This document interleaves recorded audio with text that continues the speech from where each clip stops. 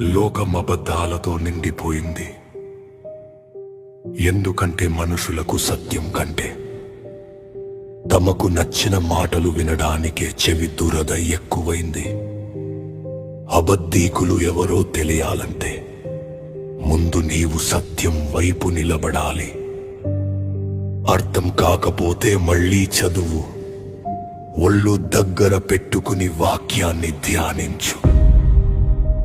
ఏలయనగా అట్టివారు క్రీస్తు యొక్క అపోస్తలుల వేషము ధరించుకుని వారయ్యుండి దొంగ అపోస్తలులు మోసగాండ్రగు పనివారునయ్యున్నారు. ఇది ఆశ్చర్యము కాదు. సాతాను తానే వెలుగు దూత వేషము ధరించుకొనుచున్నాడు. మనుషుల మాటల మాయలో పడకండి. వాక్యం సరిగ్గా అర్థం కాకపోతే మళ్ళీ చదువు.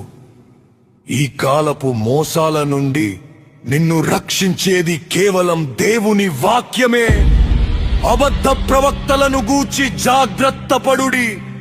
వారు గొర్రెల చర్మములు వేసుకొని మీ యొద్దకు వత్తురు, కాని లోపల వారు క్రూరమైన తోడేళ్ళు.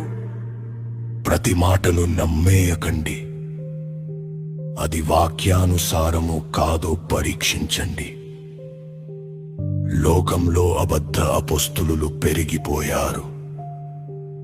మనం లేఖనాలను శోధిస్తేనే సత్యం బయటపడుతుంది. అద్భుతాల వెంట పడేవాడు వంచబడతాడు. వాక్యం వెంట నడిచేవాడు రక్షించబడతాడు. వేదికల మీద వేషధారణ కాదు, వాక్యంలోని లోతు కావాలి. గొర్రె చర్మం కప్పుకున్న తోడేళ్ల పట్ల మెలకువగా ఉండు. అబద్ధపు బోధకులు రాజ్యమేలుతున్న కాలమిది. వాక్యమనే వెలుగు లేకపోతే అంధకారంలో పడిపోవడం ఖాయం. బుద్ధి తెచ్చుకో, వాక్యాన్ని పరిశోధించు.